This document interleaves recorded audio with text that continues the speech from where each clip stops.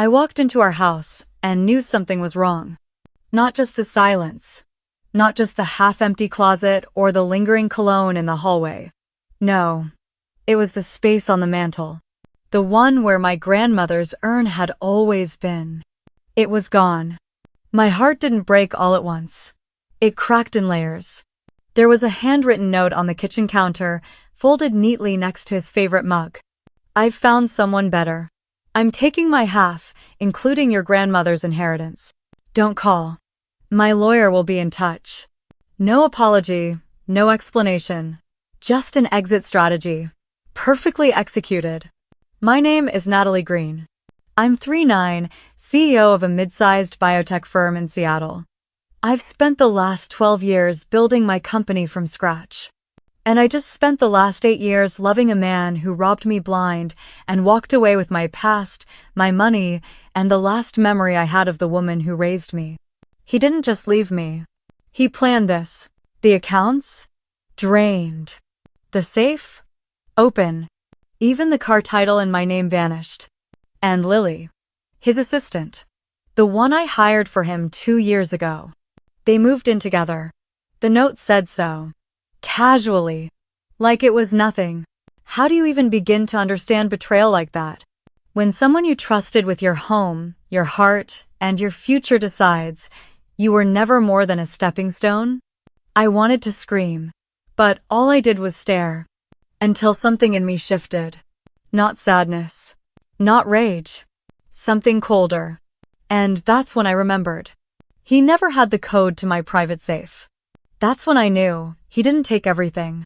If someone you loved for a decade suddenly took everything from you, how would you respond? Would you collapse or fight back? Tell me in the comments. Because this story doesn't end with heartbreak. It starts with it. And what comes next, he never saw coming. They say hindsight is 20/20. But no one warns you how blinding love can be while it's happening. For 8 years, I believed Derek was the kind of man every woman dreams of marrying. He was attentive, charming, effortlessly supportive. The kind who brought me coffee at 6 a.m. on investor call days, who knew exactly how I liked my eggs, who showed up with flowers when I landed a major grant. He was the man who cheered the loudest when I finally opened my own biotech lab, Green Tech. The man who said, "Natalie, you're going to change the world. Just don't forget to come home for dinner." I thought we were a team. I thought we had built something real. Looking back, I realized I was the only one building. He was studying me, my routines, my passwords, my trust. It wasn't just a marriage to him, it was access to my networks, my finances, my history. He asked about my grandmother all the time. Not out of affection, but curiosity. What was she like? Did she really found her own pharmaceutical firm? Did she leave you anything? At the time, I thought he was just fascinated, proud of the legacy I came from. But now I see it. He was mapping out the vault. He wasn't loving me. He was preparing to rob me. And the worst part? I missed the signs. I missed the way he tensed when I mentioned locking up my office files. I missed how he always deferred when we talked about prenuptial agreements. "We're in this together, babe. What's mine is yours." I missed the casual deflections whenever I asked about his own savings. The credit cards he opened for airline points. The business trips that started lasting just a little too long. I thought we were growing. We were drifting. Or maybe I was growing. And he was just waiting, watching, planning. Because when someone builds a life with you, you feel it in the small things. The random texts, the tiny sacrifices, the consistent presence. But with Derek, the love always felt staged. Perfect timing, polished gestures. Never messy, never vulnerable. And I loved him anyway. That's the part that stings the most. I loved the illusion. I gave everything to the version of him he wanted me to see. And he took his time, slowly turning that love into a tool, a silent weapon. I think the scariest kind of betrayal isn't loud. It's quiet. It's the kind that sleeps beside you, kisses you goodnight, and tells you, "I've got your back," while they're slowly pulling the floor out from under you. If you've ever loved someone who turned out to be nothing like you thought they were, you'll understand why I stayed, why I defended him, why I didn't ask more questions, because I didn't want to ruin the dream. And maybe that's the cruelest part of all. When you wake up, you don't just grieve the person, you grieve the story you told yourself. Derek didn't just leave me. He erased me. Not with violence, not with screaming or a dramatic exit, but with cold, meticulous precision, like someone executing a plan that had been rehearsed in silence for months, maybe years. The more I walked through the house that morning, the more obvious it became. This wasn't a man packing in a rush. This was an operation. Every drawer he touched was one that mattered at me: office files, the locked cabinet in the laundry room, the fireproof safe in the back of the closet. He took birth certificates, bank statements, titles, anything with my name and numbers on it. The jewelry? Gone. The backup hard drive? Gone. The keys to my second car? Of course. Gone. But here's what chilled me most. He knew exactly what not to touch. He left behind things that would have triggered red flags. He didn't drain my business accounts, only the ones with our names on them. He didn't use my cards, only the ones we shared. And the safe? Open, empty. Except for a single post-it note inside that read, "Fair's fair." Like this was a game. Like he'd won. At first, I wanted to believe maybe he'd acted out of panic. Maybe Lily pushed him into it. Maybe it was a midlife spiral. But no, this wasn't desperation. It was design. He'd moved money in small amounts over the past 6 months, never enough to trigger my alerts, but just enough to disappear quietly. He'd rerouted my mail to a P.O. box I never knew existed. He'd signed my name on forms I hadn't seen, things I hadn't even realized were missing. And the worst part? He had help. Lily wasn't just a fling, she was an accomplice. An extra set of hands to scan, shred, redirect. And she had access. Because I gave it to her. Because I trusted both of them. What Derek pulled off wasn't just betrayal. It was surgical. He calculated exactly how far he could go before I'd notice. And then, he disappeared. No texts. No calls. Just a lawyer's voicemail and a divorce packet that arrived by courier the next day. Inside, a demand for 50% of everything we shared. Half the house. Half the savings. Half the inheritance he thought I'd received when my grandmother passed. Half of my life. And you know what's terrifying? He might have gotten away with it completely if he hadn't made one mistake. What would you do if your partner spent months quietly stealing from you and then demanded more? Would you let it go or fight back? Let me know below. Because what he didn't know was that I'd been planning to. At some point, grief gives way to something else. It doesn't always come with a dramatic scream or a shattered plate. Sometimes it arrives quietly, like a tide turning in your chest. That morning, standing in the wreckage of what used to be my marriage, I didn't cry. I didn't collapse. I just stood there, watching the morning light hit the empty mantel, the missing frame on the hallway wall, the faint outline where our anniversary photo used to hang. It should have broken me. It really should have. Instead, I felt something rising from somewhere deep, somewhere old. And then it happened. A smile. Small at first. Barely there. But cold. Focused. Unmistakably mine. Because for the first time in days, maybe even months, I remembered something Derek had forgotten. He never had the code to my safe. Tucked behind a false panel in my office bookshelf, hidden behind dusty medical journals and sealed lab notes, sat a reinforced steel case that he never touched. Because he never knew it existed. And even if he had, he would have needed more than a combination. He would have needed my grandmother's voice. See, years ago, 6, to be exact, Grandma Eliza sat me down after dinner. We were on her porch in Vermont, wrapped in two small blankets, watching the fireflies and drinking burnt coffee. She reached into her coat pocket, handed me a small sealed envelope, and said, "Don't open this unless you're absolutely certain someone's trying to take something that doesn't belong to them." At the time, I thought she was being dramatic. A little eccentric. But I nodded, took it, and locked it away in that safe. I hadn't thought about it in years. Until now. So, I wiped the dust from the keypad, entered the code, and opened the door. Inside were a few things. The envelope. A flash drive. A small leather notebook. Nothing flashy. Nothing that screamed treasure. But I knew better. My grandmother never did anything without purpose. She was brilliant. Quietly powerful. The kind of woman who wore old sweaters and owned half a pharmaceutical company without anyone realizing it. And as I held that envelope in my hand, cool, heavy, perfectly sealed, I felt her with me. Not in a mystical way, but in a strategic one. This wasn't just an inheritance. This was a countermeasure. It was as if she'd known. As if she'd planned not just for her death but for this betrayal. For him.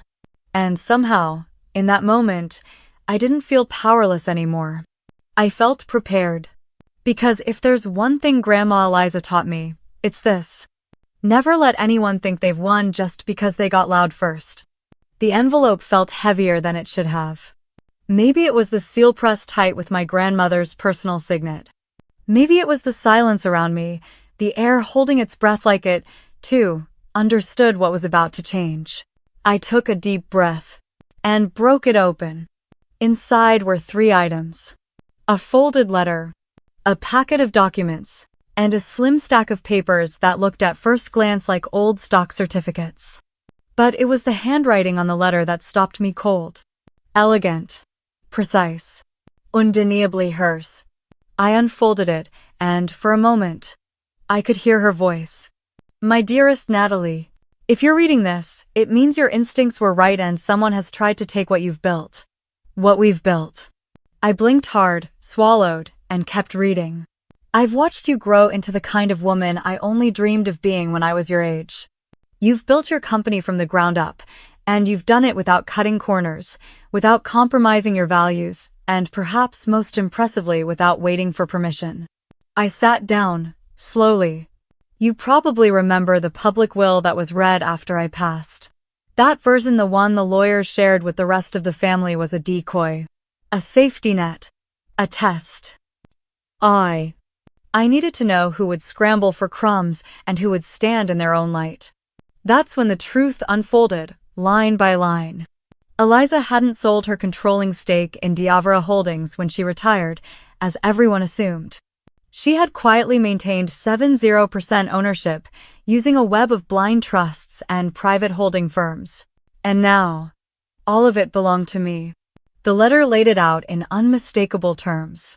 The real, legally binding, will named me sole beneficiary of the majority shares, along with an interest-accruing trust fund I hadn't even known existed.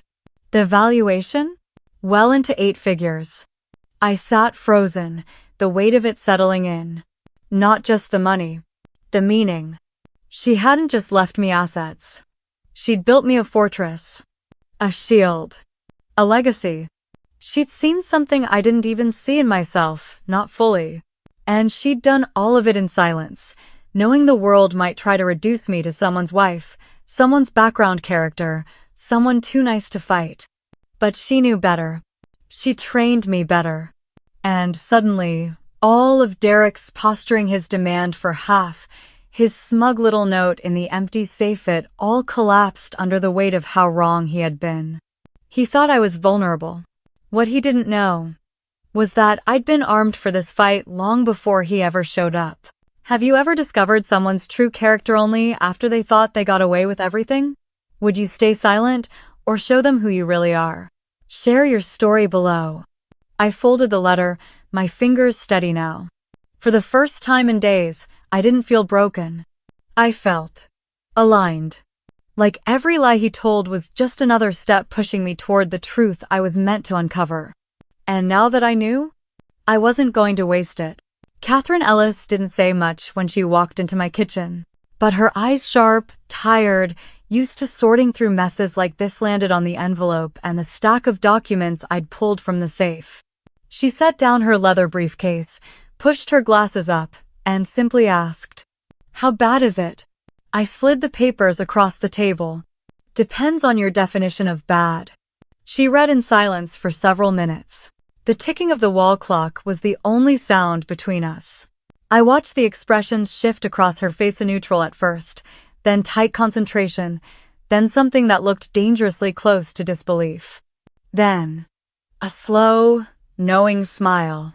"Natalie," she said, finally looking up. "This isn't bad. This is a fortress." That word, the exact one I'd whispered to myself earlier that day. A fortress. Catherine continued flipping through the documents, her tone professional but her energy rising. "Your grandmother was meticulous. This trust," she tapped the page, "was set up over a decade ago, long before your marriage. And these shares, 70% is controlling interest.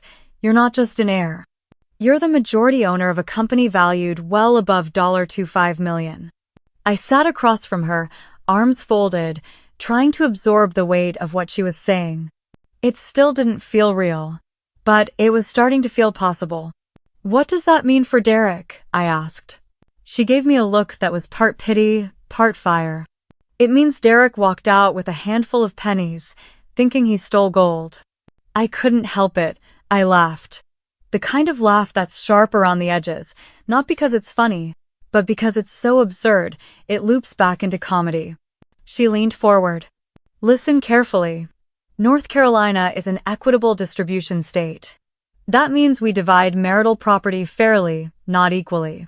But this," she held up the trust papers, "is not marital property. It was never commingled, never disclosed, and never touched. Derek has no legal claim to any of it." "What about the accounts he drained?" I asked. Catherine's face darkened slightly. "That's a different story. If we can prove intent, if he moved money deceptively, concealed transactions, or used coercion, we're looking at financial misconduct. Possibly even fraud." I exhaled slowly. "He forged my signature on at least 2 documents.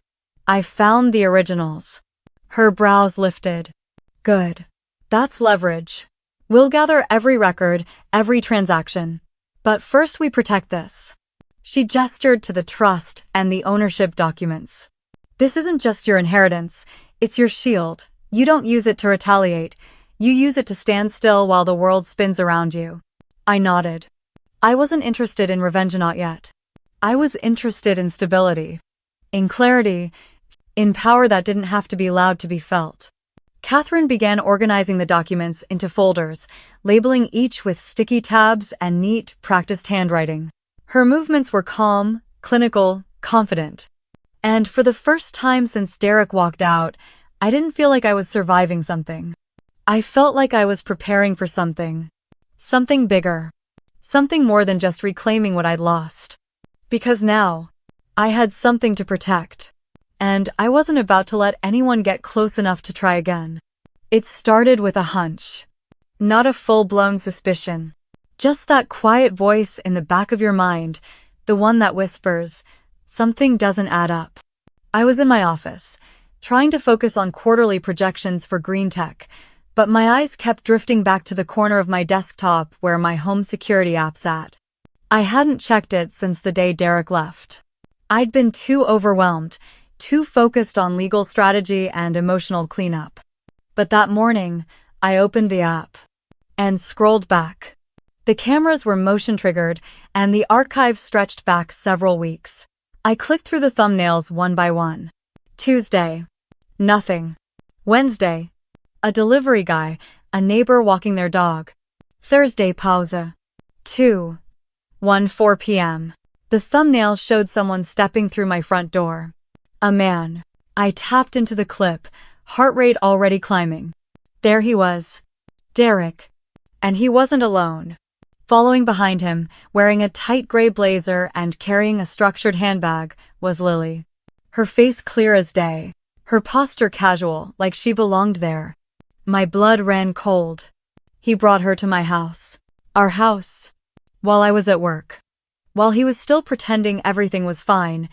The footage showed them walking through the hallway, heading straight toward the office. I watched Lily kneel beside the file cabinet. Derek hovered behind her, pointing.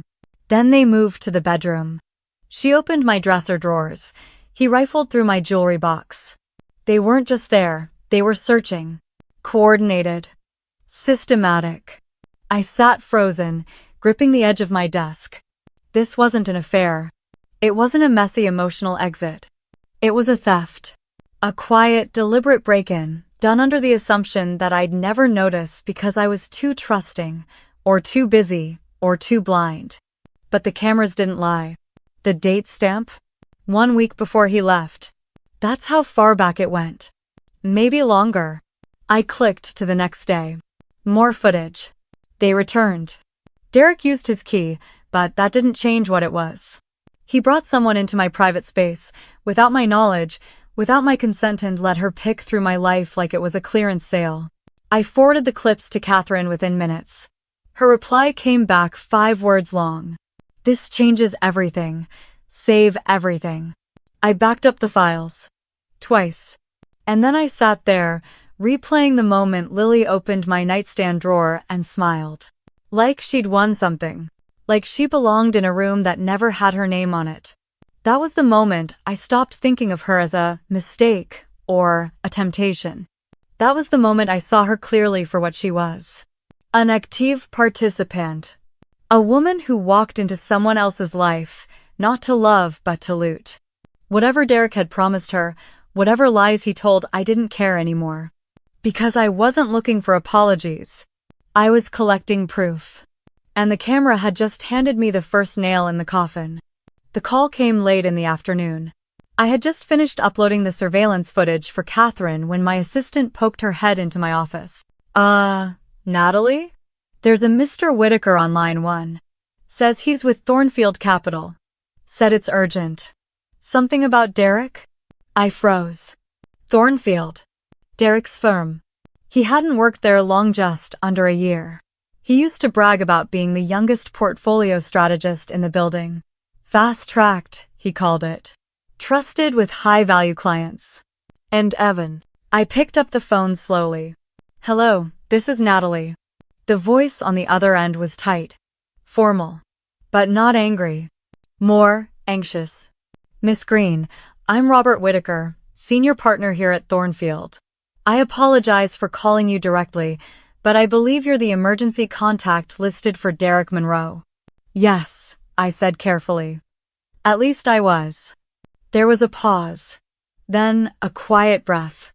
I need to make you aware of a situation that's come to light within the last 48 hours. It involves your former partner, and it's serious. He didn't stumble over former. Interesting. Go on, I said. Whitaker explained that a routine internal audit had flagged several inconsistencies in client portfolio, small, scattered discrepancies at first. But when they dug deeper, a pattern emerged. Repeated access to high-value accounts. Unauthorized withdrawals. Forged authorization forms. They traced it back to Derek. Not once. Not twice. Multiple times. He's been moving money, Natalie, Whitaker said, voice lower now. From clients. From retirees. One of them noticed. That's how this all started. How much? I asked. Our initial estimate is around 200,000, but it's rising as we review more files. I closed my eyes. Of course. Of course, it wasn't just me. Of course, it wasn't just my accounts, my memories, my trust he dismantled. He went bigger, wider, deeper. You need to know, Whitaker added, that we've already contacted the authorities, the state board, the police. There will be charges. I opened my eyes again, steady now. Thank you for letting me know, I said. We'll keep you updated, he replied. I know this must be difficult. I'm sorry. I hung up. And I just sat there. Not shocked. Not heartbroken. Just quiet. It was like watching a building collapse in slow motion only to realize you never lived in it. You were just standing outside, hoping it was stable enough to enter. Derek had been stealing from clients the same month he started skipping dinners. The same month he stopped asking about my day. The same month he bought Lily that designer handbag I'd assumed was a bonus gift. Now it made sense. He wasn't leaving me for her. He was leaving with her with a full bag and a carefully planned exit. And still, part of me wondered, did he ever think he wouldn't get caught? Have you ever trusted someone only to find out they weren't just lying to you but lying to everyone? What would you do if the betrayal went beyond your home? Let me know below. That was the second betrayal. The first was personal. But this was public. This was criminal. And Derek had no idea. He'd just set the rest of his life on fire. It happened just past 1:00 p.m. I was curled up on the couch with a cup of mint tea, finally letting myself feel a sliver of calm after days of chaos. My phone lit up. Derek. No caller ID block. No fake number. Just him like nothing had happened. I stared at the screen. And then I answered. I don't know why. Curiosity? Maybe. Or the need to hear what desperation sounds like from someone who used to whisper, "I've got you," every night. His voice came through instantly. Natalie, thank God. No greeting. No apology. Just panic. They're saying crazy things at work, he rushed. Accusing me of stealing. Something about client accounts. Look, I don't know what's going on, but I need a lawyer. I need you to help me. I didn't respond right away. I let the silence stretch until it started to sting. Then I asked, "Why are you calling me?" Because, his voice cracked. Because I didn't know who else to call. You left me a note, I said evenly. Said you found someone better. Took everything you could. And now you want help? It wasn't like that, Nat. I made some mistakes. I panicked. I thought... He stopped. I thought I could fix things. I almost laughed. But it came out quieter. Sharper. By emptying our accounts? By bringing Lily into my house? By forging my name on financial documents? Was any of that part of the fix? He sighed, and it came out hollow. Okay. I messed up. But you know me. You know me, Natalie.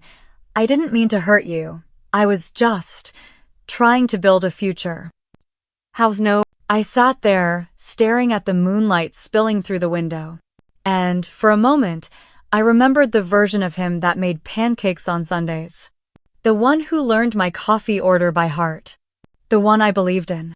But that version wasn't on the other end of the line. This one was scared. Cornered. Not sorry, just caught. I inhaled slowly, held it, and spoke carefully. I've filed for divorce. The bank fraud, the forged signatures, the security footage, everything is documented. You're going to face consequences, Derek. And I won't be the one shielding you from them. He stammered. You don't have to do this. But I do, I replied. Because I spent 8 years believing you were someone you're not, and I'm done confusing potential with reality. Silence. Then, quieter. Lily left. He blinked. Excuse me? She's gone, he muttered. The moment things got messy. She cut contact. I closed my eyes. Of course. She was never building a future with you, I said. She was building an exit. Another silence. This one longer. Deeper. Then, softly, I don't have anyone left. I didn't answer. Because I wasn't going to lie. Instead, I hung up. Calmly. Quietly. And then I blocked the number. No tears. No final words. Just the dull click of a door that would never reopen. That was the call that proved it. Derek hadn't just burned a bridge. He'd demolished every inch of it and expected me to build it back for him. And I wasn't that woman anymore. The courthouse in downtown Charlotte was older than I expected. Marble floors, high ceilings, and that strange mix of cold air and tension that only exists in places where truth is sorted out in front of strangers. I arrived early. Catherine had already reserved a seat from a second row behind the prosecution's table. Not too far, not too visible. Just enough for him to see me. It wasn't about revenge. It was about presence. about standing where I had every right to stand, after being pushed aside so many times without even realizing it. When Derek was led in through the side door, I almost didn't recognize him. Gone was the polished man in tailored suits, the confident stride, the slicked back hair. He looked smaller, tired. His suit was wrinkled, hair overgrown, eyes darting across the room like he didn't know which version of himself to wear. Then he saw me, and froze. For just a second, everything between USITE years of Sunday brunches, late-night drives, inside jokes, and betrayals flashed behind his eyes. But I didn't flinch. I kept my posture steady, my expression neutral. I wasn't there for drama. I was there for closure. The judge read the charges slowly, clearly, like each word was a stone being placed on a scale. Wire fraud, forgery, embezzlement, identity theft. The total amount had climbed to over $320,000,000, and that didn't include what he took from me. His attorney entered a plea of not guilty. The words came out flat, mechanical. It didn't matter. The evidence was stacked a mile high. There were client testimonies, financial records, security footage, and then, of course, my own submission. I hadn't planned to speak, but the prosecutor asked if I wanted to provide a statement, and something in me said yes. So I stood, slowly, walked to the front of the room, faced the judge, and began. My name is Natalie Green. I was Derek Monroe's wife for 8 years. During that time, I believed I was building a life with someone I could trust. I glanced at Derek, and I was wrong. I didn't speak long, just enough. Enough to name what was taken. Enough to state what was violated. But more than that, enough to show that I was no longer afraid of being seen. When I sat back down, Catherine gave my hand a quiet squeeze. No words needed. The judge denied bail, cited flight risk, financial motive, premeditation. As the bailiff stepped forward, Derek looked over his shoulder one last time. And for a brief second, I saw it. Not anger, not regret, just realization that everything he thought he'd taken was gone, and everything he never valued was standing tall, untouched. That was the end of the war. No shouting match. No dramatic confrontation. Just a silent verdict: he lost. Not because I fought harder, but because I stood still while his own choices tore everything down around him. And somehow, that stillness felt louder than anything I'd ever said to him. 6 months later, I stood at the center of the new Diavara research wing, sunlight pouring through the glass ceiling above me.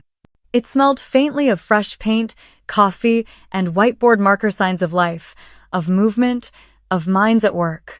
I watched as my team moved between lab stations, sharing data, discussing results, solving problems that might one day save lives. This was what I'd always dreamed of. Not the money, not the power, the momentum. A place where good ideas didn't need permission, where women didn't have to apologize for being brilliant, direct, or ambitious, where I could build without having to shrink. Since the trial, everything had moved fast. The media coverage of Derek's case had brought temporary attention, yes, but it also brought opportunity. Investors who once overlooked me suddenly wanted meetings. Journalists wanted to talk about the resilient biotech CEO who didn't just survive betrayal but thrived beyond it. I took none of it personally, and all of it strategically. I hired carefully. I expanded responsibly. I launched 2 new development programs in oncology and rare disease, exactly the kind of work Grandma Eliza would have championed. And every time I stepped into a boardroom, I did so as the majority shareholder, not just the daughter of someone's legacy or the ex-wife of someone's mistake. At night, I went home to a quiet space filled with things I chose for myself. A warm kitchen, a messy bookshelf, a playlist of jazz and low-light candles. No shadows, no secrets, just space to breathe. There were still hard days. Sometimes I would walk by a coffee shop we used to love. Sometimes I'd find an old sweater of his tucked behind winter coats or a photo buried in a drawer. But the ache didn't feel sharp anymore. It felt like scar tissue. Present, but no longer painful. Just proof that something once broken healed stronger. And in that healing, I found a version of myself I didn't know I had been waiting for. She doesn't flinch when questioned. She doesn't fold under pressure. She doesn't lower her voice to be more palatable. She knows her worth isn't tied to how soft she can be.